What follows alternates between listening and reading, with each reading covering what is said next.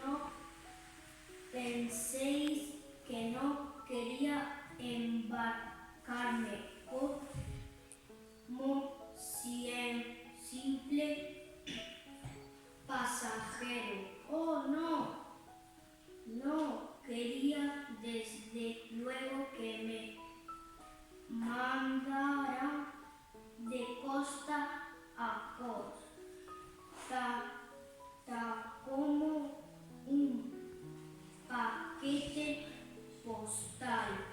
Yo deseaba embarcarme como marinero.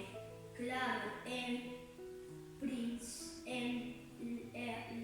al principio solo fue grumete, por lo que me tocó barrer la cubierta y dar la borda todo el día, pero me gustaba trabajar. Era un magnífico ejercicio para mantenerme en forma. Además, en cubierta podía respirar el aire puro y salobre del océano. No admirar el sol cuando desaparecía entre las olas al atardecer, oí el chillido de las gaviotas volando. ¡Qué maravilla! Sin contar con que como marinero ganaba también dinero. Así unía mi pasión y el trabajo sin perder el tiempo, ganduleando en busca de algo que hacer. Me llamo Ismael. Hace unos años andaba sin un céntimo en el bolsillo y no deseaba seguir en tierra firme. Así que me embarqué para experimentar la vida en el mar.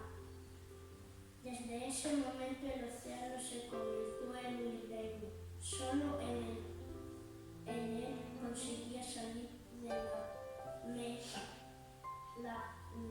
melancolía. Cada vez que estaba de mal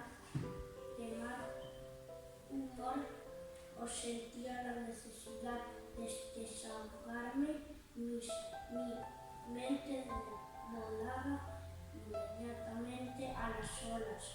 El mar era como una medicina para mí.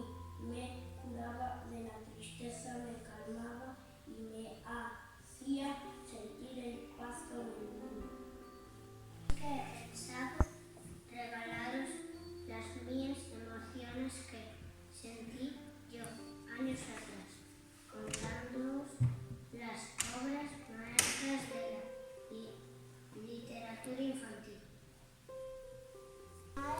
Es un marinero que quiere surcar el océano en busca de sensaciones. Un día se le presenta la ocasión de vivir la mayor de las aventuras: perseguir a Moby Dick, la legendaria ballena blanca, acérrima enemiga Capitán Ahab.